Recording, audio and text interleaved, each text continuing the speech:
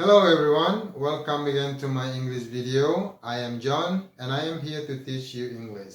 In this video, I'm going to teach you about how to create a sentence by using the singular noun or pronoun as the subject of the sentence and a verb as the predicate. I hope you can follow these lessons till the end, because in the end of these lessons, I will give you some examples concerning to the lessons. Before I divide the subjects into two groups, group 1 subjects will be plural subjects, and then the group 2 subjects will be singular subjects. Now today, we will discuss about the singular subjects. Now they are she, he, it, and singular noun. Singular noun means the noun that is only one, like a student. This is only one student, and then an employee. This is one employee. Now this is what we call singular subject. And then the predicate that we use is verb. Okay? Because the predicate can be divided into two groups, verb and non-verb. Now today's lesson is about the predicate of verb. Now when you want to say the singular subject in your sentence, and then the predicate that you are going to use is verb, now the verb must be added by suffix s or es. Let's say she studies. Study, now you change the y into ies. Okay? It will be studies. Okay? She studies. And then he works. I put s in the end of the verb because the subject we use is singular subject and the predicate is verb. Now we must add suffix s or es in the end of the verb. Next examples, let's say it eats food. For example, let's say I am looking at the cat in the kitchen. It eats food. Okay, now that's the example. And then a student. A student writes book in the class. A student writes book in the class. Remember, a student is only one, and then that's why I put s in the end of writes. Okay, now the next one, an employee. An employee repairs the door, for example. An employee repairs the door. An employee means only one employee. Well, that's why I put s in the end of the verbs. Okay, I put s here. Now remember, I will repeat a little bit. When you are going to say singular noun or pronoun as the subject of the sentence, and then the predicate that you are going to say is verb, you need to add suffix s or es at the end of the verbs, just like this. Okay? Now, when you want to change this sentence, let's say into negative sentence, or into interrogative sentence, or into negative interrogative sentence, you make a deal with does. Remember that. For example, she studies in the class. That is positive sentence. Now when we want to change this sentence into negative sentence, we just put the word does not directly after subject. Okay, for example, she does not. But remember, when you change this sentence into negative or into interrogative or into negative interrogative, the suffix s or es of the verb must be omitted.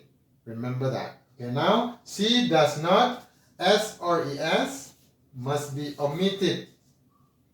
Now it will be Y again. So it will be she does not study in the class. Okay? Now let's go to the next examples. He works. He works in his office. Now when we want to change this sentence into negative sentence, we just put the word does not after subject. He does not. Remember, after you change the sentence into negative, the S of ES of the verb must be omitted. So it will be, he does not work in his office.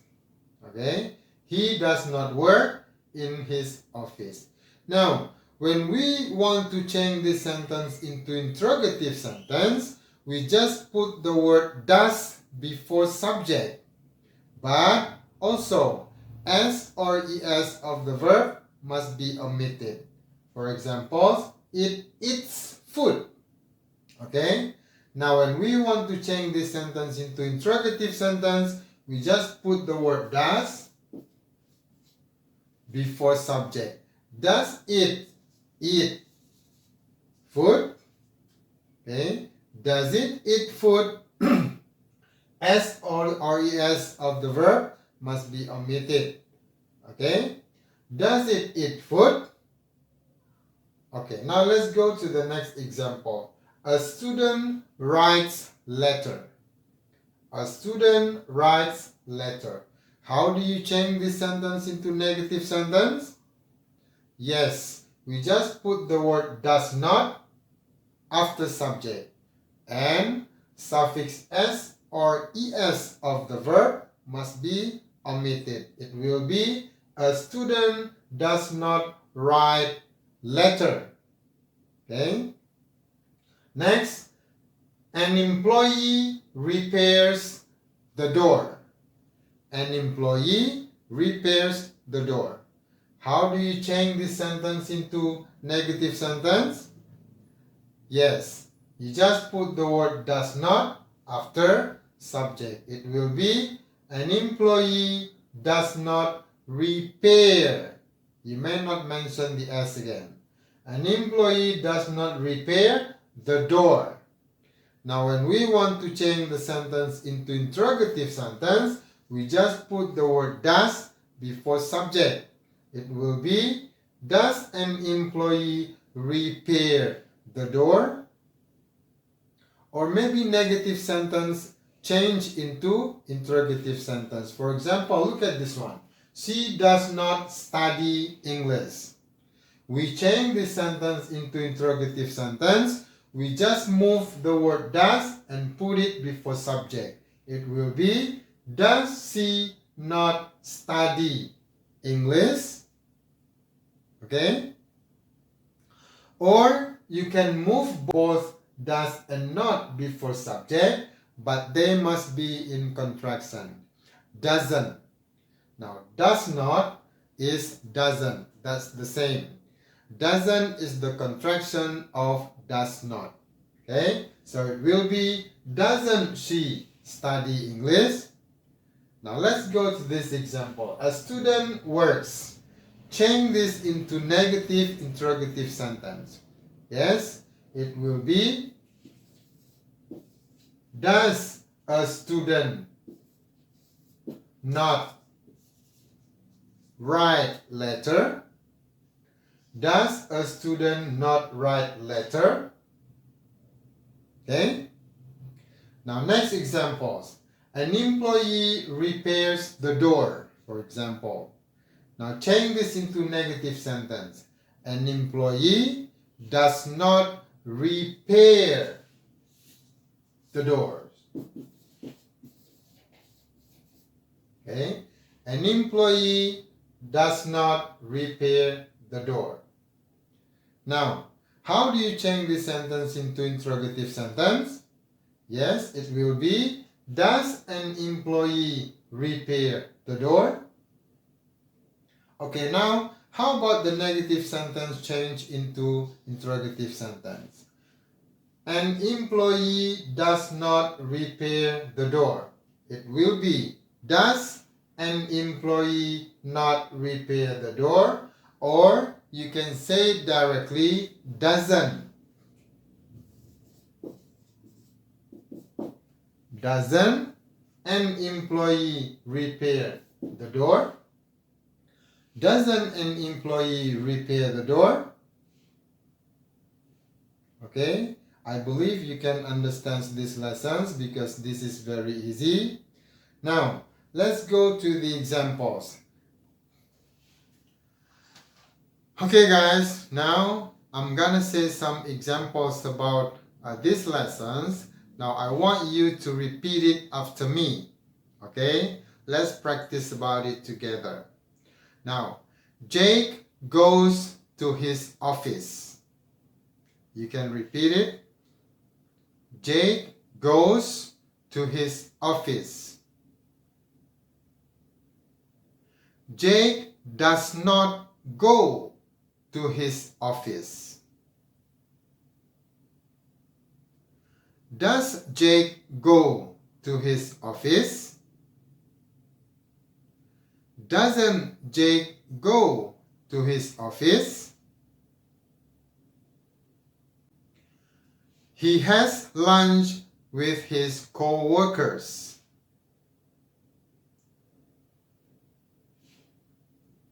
He does not have lunch with his co-workers.